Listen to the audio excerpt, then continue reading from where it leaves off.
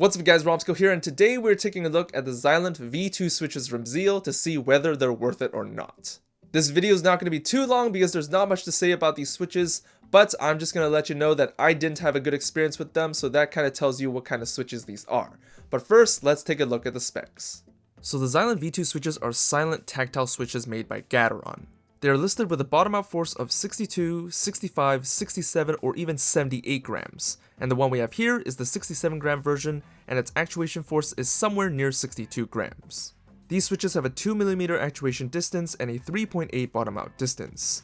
And coming in at $1.20 per switch, it's definitely one of the more expensive switches on the market, and definitely for the enthusiasts only.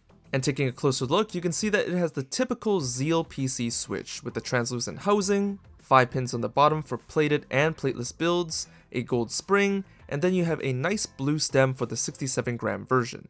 So these dampeners on the rails of the stem is what makes this switch silent. During the downstroke and the upstroke of the switch, the sound is absorbed, giving you a silent typing experience. And with the 67 gram spring, you're also looking at a sharper tactile bump with no pre-travel. So the quality of these switches aren't that great. You might think that they're using the same housing as the Telios or even the Zelio switches, but these housings are just a tad bit worse. First off, you have a lot of stem wobble, and I think it's a byproduct of the dampeners within the stem. There's actually a little bit of pre-travel with these tactile switches, and in between the top of the housing and the dampeners, you can actually press down just a little bit, and it creates a soft audible click noise that's not too pleasant.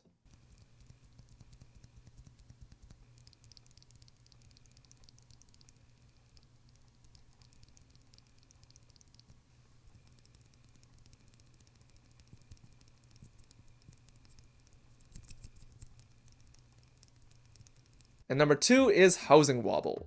Even before opening up these switches to put in lube or put in switch films, the housing is already wobbly, making the stem have more room to move around, making all these irregular noises, giving you a very inconsistent sound signature when you're typing on these switches. The experience was very similar to when I was comparing the Rosalio switches versus the Duroc Dolphins, which you can check out right here. But sometimes you would get a little bit of clacky noise, sometimes you would get a lot of scratchy noise, and you just weren't getting that consistent dampened tactile sound.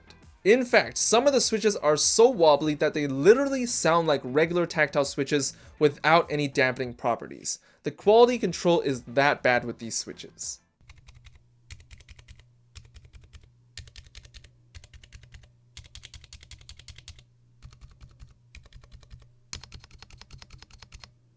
But of course, I'll let you guys listen to the sound test and you can be the judge of whether they sound good or not.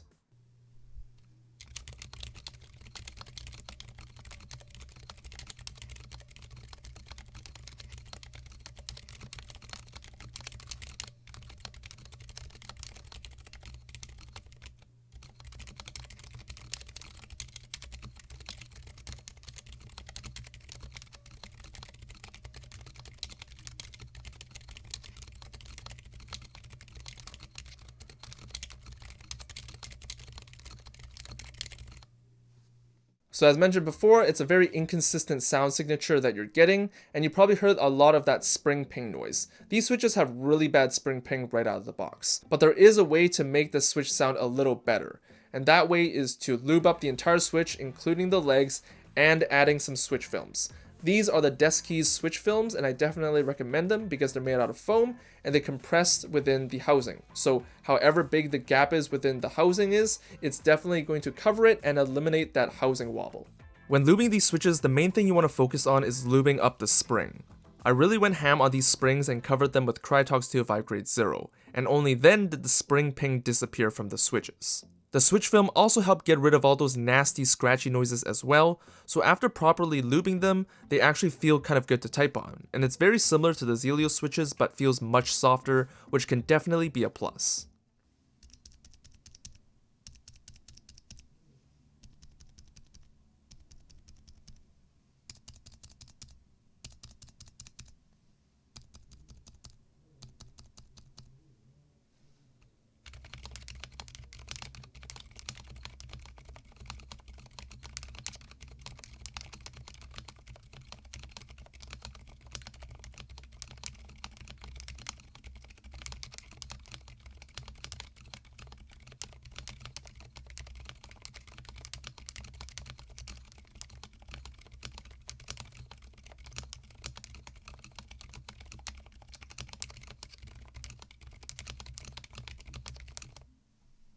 So after lubing them and putting switch films in, they sound a little bit better, but is it really worth it? You're already spending $1.20 per switch. Now you're telling yourself that you have to buy lube and you have to buy switch films in order to get the most optimal sound experience. That doesn't sound right with me. So are the Zilent V2 switches worth it? Absolutely not. First off is the price. You're already paying $1.20 per switch and you're not even getting the quality that you're paying for. You've got insane stem wobble, insane housing wobble, and it's just overall not a good quality controlled switch. And you're not even getting a satisfying feel when you're using these switches. Here are some Durox switches. They cost around 50 to 60 cents per switch, and they have exactly the same housing as the Zelios, Telios, all the zealpc switches. They're clear, transparent, have 5 pins, and they also have a gold spring. But the one thing that they don't have is housing wobble. The housing on these have better quality than a switch that costs $1.20, almost 70 cents more. That's pretty ridiculous. I will guarantee you will have a more satisfying experience typing on silent switches if you were to choose cherry silent switches or even Gateron silent switches. They do what they're supposed to do, dampen the sound of the switch. And they're also cheaper, so you're also saving money. So instead of spending a lot of money on a very expensive switch that doesn't work, you might as well spend a little less money for some actually working switches that do its job properly, and you're also saving a bit of money too. But the one thing I will defend the Zilents for is that they do have a no pre-travel dampened tactile bump that you can't find on cherry silent switches or Gateron silent switches. But if you're going to persuade someone to get the Zilent switches over the cherry and Gateron silent switches, you're going to be naming all the specs. Do you want some insane stem wobble, some insane housing wobble, some inconsistent sound, but you're getting that good no pre-travel tactile bump? Or a minimal amount of stem wobble, no housing wobble, consistent sound all the way, and you're saving money? I don't know, something sounds better than the other. But that's been it for this review. I honestly did not have a good time with these switches whatsoever. Inconsistent sound is definitely a pet peeve of mine. Like, if you're gonna have these dampened silent switches, they at least better be silent every single time I press them, not some of the time. Let me know in the comments down below what you guys think about these silent switches and tactile silent switches in general. Would you get them? They're super overpriced, they don't have good quality control, and they have really bad sound consistency. But that's been it. Thanks for watching, and I'll see you guys later. Peace.